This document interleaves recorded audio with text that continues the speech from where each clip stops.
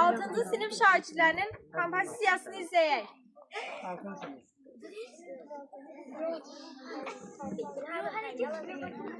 Ay qız. Bəkdən danış. Bu şəhərləri görəndə ürəyim ağrıyır. Amma hər biri bir qəhrəmandır. Amma bir tərəfdən də sevinirəm. Çünki bu günü bizə qismət etdilər. Allah onlara rəhmət eyləsin. Onlara layiq olmağa çalışmalıyıq. İgid əskər, bu səfər bizə bir məsuliyyət verir. İgid əskər, bu səfər bizim üçün yeni bir başlanğıçdır. Bizim dövrümüzdə hər şey fərqli olacaq.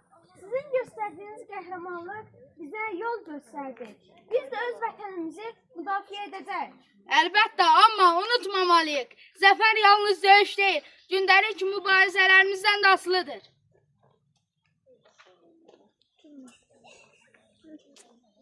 Hər gün dua edirəm. Şəhidlərimizin ruhu rahat olsun. Mənim də oğlum bu vətən, bu torpaq uğrunda canını verdi. Bu zəfər ona olan borcumuzun kiçik bir hissəsidir. Qəlbimdə nə qədər acı olsa da bir o qədər də fəxr edirəm. Hər bir şəhid, hər birinin ruhu bizimlədir.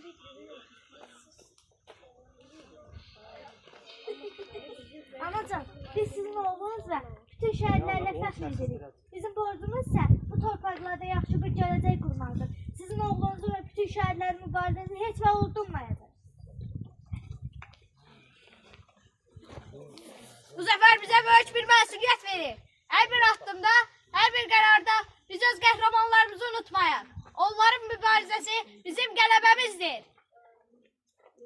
Yaşasın Azərbaycan, düşmənlər xeyr olsun, uğrunda verərik can, təkcə vətən var olsun. Müsrəncə gülən bayraq, ətizə hüllən bayraq, qoy düşmən çatlasın, şada yerlən bayraq. Ağlayırsan islanır, şəhid ruhu yaslanır. Göz yaşıyla yazılmaz şəhidlərin dastanı. Burada yolum oldu, varmı bu yoldan ötər? Bu dünyada şirin şey, bir anadır bir vətən. Zəfər yalnız bugünkü qələbə deyil, həm də gələcəkdəki mübarizələrdə qalib olmağımızın simvoludur.